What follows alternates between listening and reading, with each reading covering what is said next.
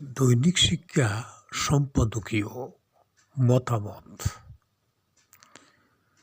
লেখক আব্দুল্লাহ ইবনে সাইদ, সহকারী অধ্যাপক, 7 দরগাহ বালিকা সিনিয়র মাদ্রাসা, কুড়িগ্রাম। মতামতের বিষয়: শিক্ষা প্রতিষ্ঠানের কমিটিতে বোর্ডের মনোনয়ন চালু হোক। দৈনিক শিক্ষার মতামত প্রকাশিত 18 ডিসেম্বর 2024, 12:33 অপরাহ্ন।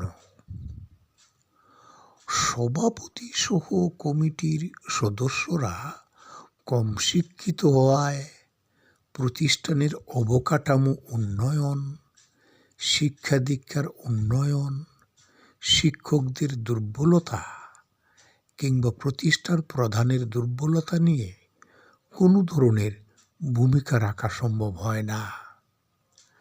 তাছাড়া নিয়োগ বাণিজ্য, অভ্যন্তরীণ অর্থ আত্মসাৎ তো রয়েছেই। এ অবস্থা থেকে মুক্তির লক্ষ্যে এবং শিক্ষা প্রতিষ্ঠানের নিয়মিত কমিটি গঠনের সংস্কারের কোনো বিকল্প নেই।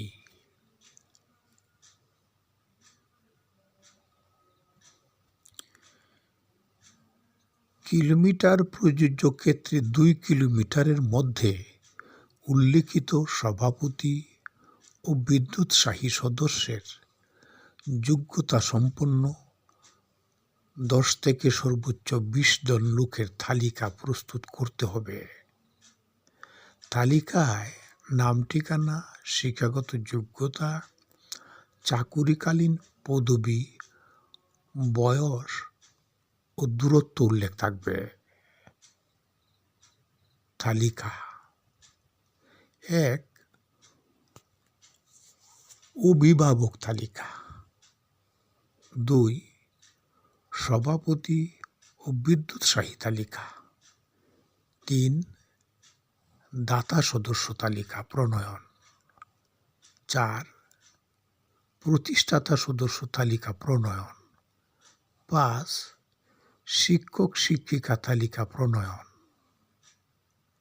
উল্লিখিত 5টি তালিকা প্রস্তুতকরণের পর স্থানীয় জনপ্রতিনিধি, চেয়ারম্যান বা মেয়র কর্তৃক ও উপজেলা মাধ্যমিক শিক্ষা অফিসারের সত্যায়ন করতে হবে। প্রতিষ্ঠানের নোটিশ বোর্ডে ও নিকটবর্তী লোক সমাগম স্থানে এসব সত্যায়িত তালিকা টাঙিয়ে দিতে হবে। এরপর তালিকার স্ক্যান কপি অনুমোদনের জন্য বোর্ডে পাঠাতে হবে।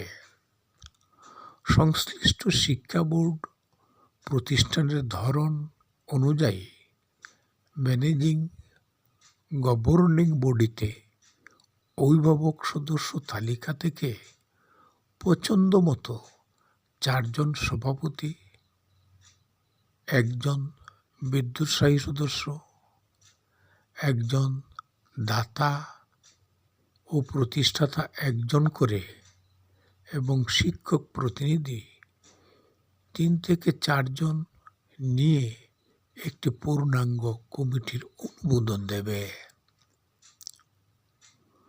অভিভাবক সদস্যদের মধ্য থেকে 1 জন সিনিয়রকে সভাপতির স্থলাভিষিক্ত সহসভাপতি পদ সৃষ্টি করা যেতে পারে। কমিটির অনুমোদনে শিক্ষা প্রতিষ্ঠান প্রধান, কোনো রাজনৈতিক দলের নেতা, জনপ্রতিনিধি কিংবা সংসদ সদস্য কারো কোনোরূপ সুপারিশ গ্রহণযোগ্য হবে না।